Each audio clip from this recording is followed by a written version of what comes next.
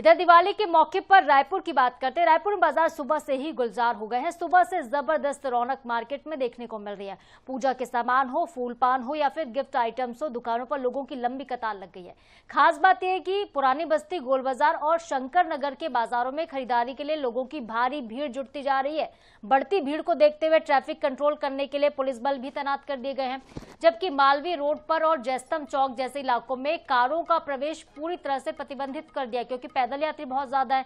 ऐसे में वाहनों को वहां पे बैन कर दिया गया है। जो 4 चक्का वाहन है यानी कि कार है, वहां पे नहीं गुजर पाएंगी। मालवीय रोड में गोल बाजार वाले इलाके में कारों का प्रवेश पूरी तरह से प्रतिबंधित होगा। मार्केट में इस वक्त नई नई तरह की वैरायटीज हैं, चाहे वो दियों की बात हो, चाहे रोशनी के लिए, लाइटिंग के लिए काफी कुछ इस बार मार्केट में आया हुआ है। दिए भी तरह तरह के वैरायटी के हैं और व्यवस्थाएं जो हैं पहले से पुलिस की तरफ से की गई हैं, ताकि कोई भी अनहोनी ना हो और ट्रैफिक भी ना बिगड़े, लोगों को आसानी से सामान भी मिल जाए, व्यवस्था पुख्ता हो। इसकी जो वानगी वो भी देखने को देखिए मिल भी रही है। ट्रैफिक कंट्रोल के लिए पुलिस बल पूरी तरह से तैनात किया गया है। असुरक्षा से बचने के लिए भी ट्रैफिक बल को तैनात किया गया दिवाली की रौनक में, ताकि कोई खलल ना पड़े।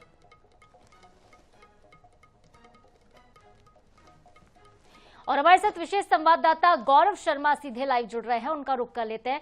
गौरव, रायपुर में बाजारों में रौनक सुबह से ही देखने को मिल रही है। दिवाली का त्योहार है और दिवाली अपनों के बीच ही मनाई जा रही है। मार्केट में आज क्या हलचल है, क्या कुछ व्यवस्थाएं रहेंगी, पुलिस बल की कितनी तैनाती, क्योंकि बदमाशों पर भी इस बार खास तौर पर नजर रखी जा रही है?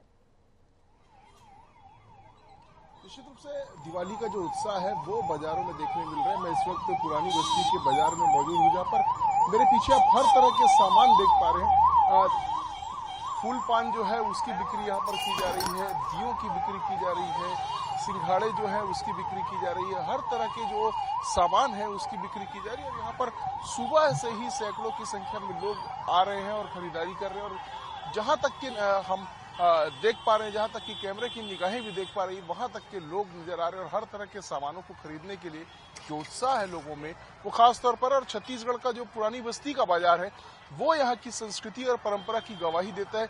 मेरे दूसरे तरफ अगर आप देख पाए तो यहाँ पर माँ लक्ष्मी की मूर्ति है, जिसे छत्तीसगढ़ की संस्कृति और परंपरा में खास तौर पर इसी तरह की मूर्तियों की पूजा की जाती है। तो माँ लक्ष्मी की जो मूर्ति है, जिसे विशिष्ट रूप से ग्वालिन के रूप में पूजा जाता है छत्तीसगढ़ के ग्रामीण अंचलों में, वो मूर्ति है। और दूसरी तरफ अगर आप देखेंगे तो डंडे रखे हुए, ये जो डंडे हैं ये राउत नाचा में इसका खास तौर पर प्रयोग किया जाता है। और ये जो पुरानी बस्ती का इलाका है और राउत नाचा के लिए काफी प्रसिद्ध है। यहाँ पर राउत नाचा की मंडलियां भी पहुंची हुई। देखो डंडे को यहाँ पर देखा जा रहा है, कौन सा डंडा बेहतर है, क्या उपयोग करते हैं इसका?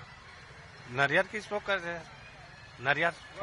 हाँ, राउत नाचा में इसका उपयोग किया जाता है। तो ये जो डंडे हैं उसका विशिष्ट स्थान है और यहाँ पर बेचने के लिए बड़ी संख्या में जो लोग हैं वो भी पहुंचे हुए हैं। और उसी तरह दूसरी तरफ अगर देखेंगे तो जो राउत नाचा में प्रयोग किया जाने वाला झालर है वो भी यहाँ पर बिक रहा है। उसे भी हम दिखाएंगे कि किस तरह से यहाँ पर लोग पहुंचते हैं।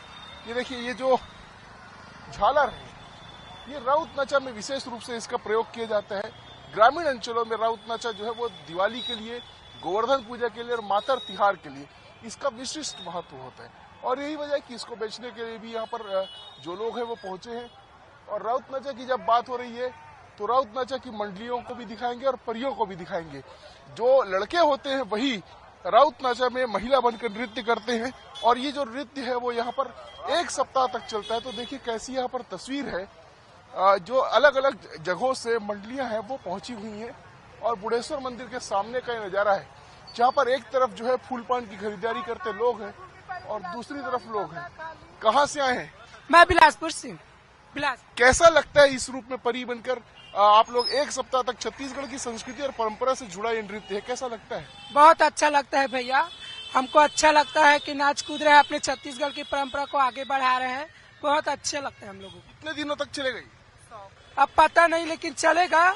अब आने वाले युग में चलेगा कि नहीं चलेगा। लेकिन ये बताओ कि पहले जब आते थे तो कैसा रिस्पांस मिलता था और अभी कैसा रिस्पांस मिलता है? नहीं, हम लोग ना मतलब हम लोग ना ऐसे कपड़ा पहनते हैं, हम लोग ना जैसे कपड़ा पहनते हैं, जैसे मतलब टॉप पहनते हैं और जीन्स पहनते हैं, लड़के लोग जीन्स पहनते हैं और क्या बोलता है।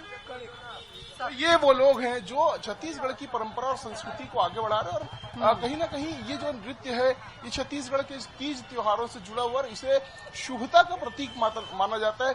माँ लक्ष्मी के आगमन पर जब परिवार प्रसन्न होते हैं तो राउत नाचा जो है वो छत्तीसगढ़ की संस्कृति में चलता है और इसी को प्रदर्शित करते हुए ये जो लोग हैं वो यहाँ पर मौजूद है। और जिधर भी देखें उधर अलग अलग तरह की चीजें हैं। यहाँ पर फूल जो है आर्टिफिशियल फूलों की बिक्री की जा रही है और दूसरी तरफ जब आप देखेंगे तो गढ़वा बाजा लेकर जो लोग हैं वो छत्तीसगढ़ के अलग अलग जिलों से आए, साथ ही साथ उड़ीसा से भी इस बार कलाकार आए जो गोवर्धन पूजा और माता तिहार तक के घरों में जाकर राउत नाचा करते हैं। तो ये वो लोग हैं जो बाजा बजाकर खुशियों को के आने के जो संदेश है वो देते हैं। तो दिवाली पर उत्साह जो है वो इस वक्त खास तौर पर देखने मिल रहा है। और पुरानी बस्ती का इलाका, बूढ़ा तालाब का इलाका, बुढ़ेश्वर मंदिर का जो इलाका है वो उत्साह के लिए जाना जाता है और ये उत्साह जो है वो आज प्रदर्शित भी हो रहा है। बिल्कुल उत्साह दिख रहा है, उमंग दिख रहा है। लोग कितने ज्यादा खुश हैं आज की दीपावली से। तैयारियां काफी की गई हैं, मार्केट में काफी हलचल है, दुकानदार भी उतने ही खुश हैं, खरीदार भी उतने ही खुश हैं। गौरव, बहुत शुक्रिया आपका तमाम तस्वीरों के लिए, तमाम जानकारी के लिए। आपने बातचीत भी की कुछ लोगों से और जिस तरीके से देखिए दीपावली छत्तीसगढ़ में मनाई जा रही बेहद खास होती है। लेकिन चलिए